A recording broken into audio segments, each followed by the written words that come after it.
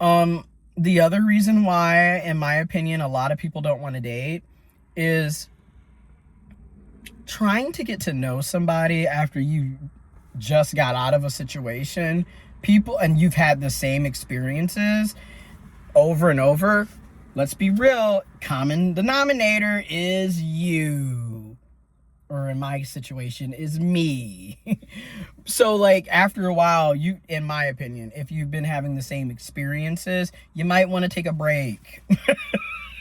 You know what I'm saying? Take a break to just be single. Take a break to just focus on your own health, your own mental health, physical health, financial health, getting back into healthy routines like going to the gym, doing yard work, spending time with your friends and family, playing video games, focusing on your career. There's going to therapy, counseling so you can actually heal. There's just so many other things that I think when you're getting out of a situation, it would make more sense for you to do that instead of constantly going back into trying to date. Maybe you need to just not date. Like, it's okay to not date, right? So there's that aspect. But okay, also, let's be real, some of us are very bitter, some of us are very resentful, right? Like if you're constantly having a bad experience, you're not really going to be that excited to get back out here. You can't really blame folks for deciding, hey, I don't want to waste another 4 years trying to get to know somebody just for it to not go anywhere. That's a lot of time and energy and money and effort. So I get it, right? But back to the whole red pill, pink pill, whatever the hell, manosphere, whatever, high value, hypergamy, whatever. The other aspect of this is social media literally has pretty much made it where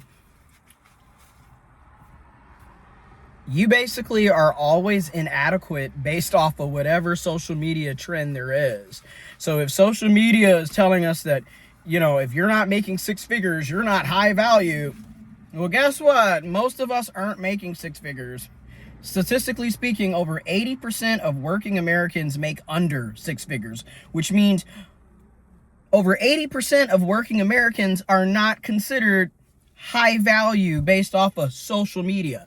So that's what I mean by, like, you know, then also like the other aspect with that is the whole money situation. Like finances matter. Like, and also I'm gonna be real with you. I'm a firm believer in if you don't have your own financial like health and well-being together, dating really should kind of not be a priority. That's just me on a personal level. I would rather make sure that my finances are in order, my bills are paid, I've got a savings. You know what I'm saying? I'm actually doing stuff and getting things done. Which is another reason why at this current time, like, it doesn't really bother me not dating, because it's like I need to be focusing on other things personally than to be putting all that money, time, and energy into dating. But to each his own. But financially, you know, it costs money to go on dates. I don't, you know, yeah, you can have some low cost dates, but clearly you're still going to have to spend some type of money. That's a whole nother bill in many situations to budget for. And we're basically living in a recession. We're living in hyperinflation, high cost of living. Everything is double to triple what it used to cost. So like, you know, a date is also potentially double to triple what it used to cost.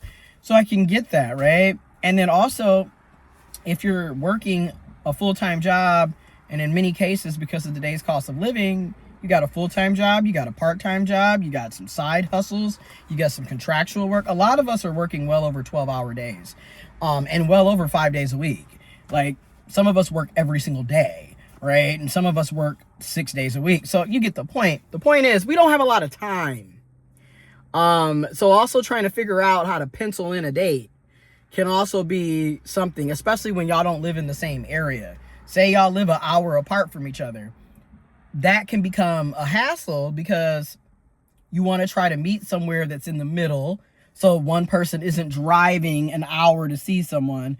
You know, you want to try to make it 30, within that 30 to 40 minute range. So it's kind of even for both. Or This time I drive an hour, next time you drive an hour. That way it's not always the same person doing it. Then also with the cost of gas, like all of these things go into play, which can make it where some of the reasons why you might not want to date, because everything is so expensive. But then also if you're always working, like everybody got different work schedules. Some people are in school and working.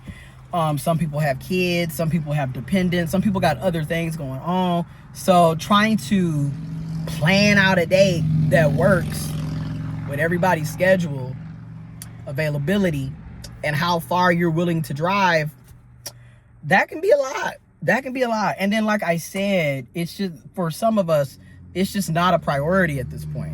Like if I'm being real with myself, it is not a priority. I am not trying to actually get back into that. I'm just not. I'm just not.